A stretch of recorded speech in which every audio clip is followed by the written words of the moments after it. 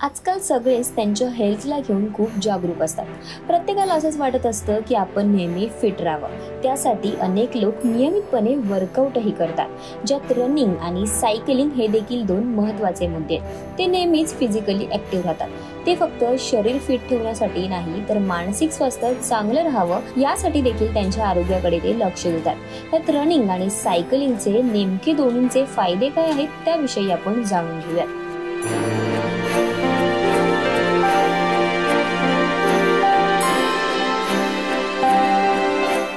Running केल्याने मानसिक आरोग्य चांगलं राहतं आणि सायकलिंग केल्याचेही वेगळे फायदेच आहेत। रनिंग केल्याने लवकर कॅलरीज बर्न होतात, तर सायकलिंग केल्याने हृदयासंबंधित आजारापासूनही आपण दूर राहतो।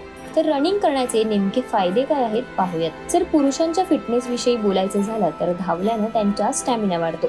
धावल्यानं फक्त हृदयाचं आरोग्य चांगलं राहत नाही, तर त्यासोबत इतर अवयव म्हणजे पाय, मांडी आणि पोटाच्या मांसपेशीही मजबूत राहतात।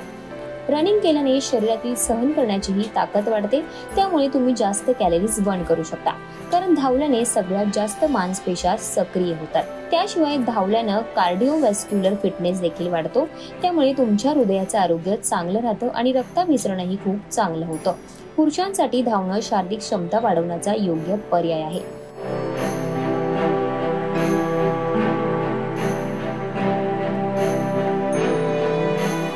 तर सायकलिंग करण्याचे फायदे काय आहेत हेही पाहूयात। सायकलिंग केल्याने पुरुषांमधील स्टॅमिना वाढवण्यास मदत होते, त्याशिवाय हृदय आणि फुफ्फुसांची क्षमता देखील वाढते।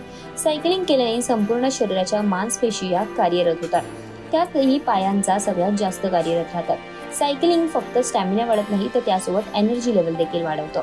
तर रनिंग आणि सायकलिंग यामध्ये नेमकं काय योग्य आहे पाहूयात। जर तुम्हाला तुमचा स्टॅमिना वाढवायचा असेल तर तुम्ही रनिंग अर्थात धावण्याचा पर्याय निवडू शकता।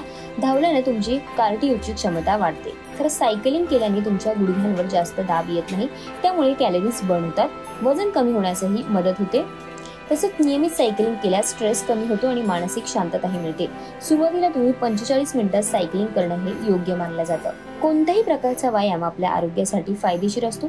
एखाद्या गोष्टीची तुम्ही हळूहळू सुरुवात करा। अति व्यायाम किंवा शरीराला त्रास होईल असा व्यायाम अजिबात करू नका।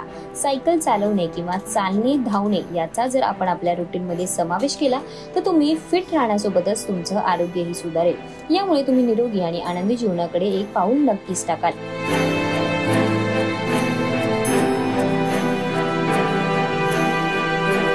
तर तुम्हाला ही माहिती कशी वाटली हे कमेंट करून नक्की कळवा आणि अशाच नवनवीन आणि माहितीपूर्ण व्हिडिओसाठी ओनली मानवी या YouTube चॅनलला जरूर सबस्क्राईब करा।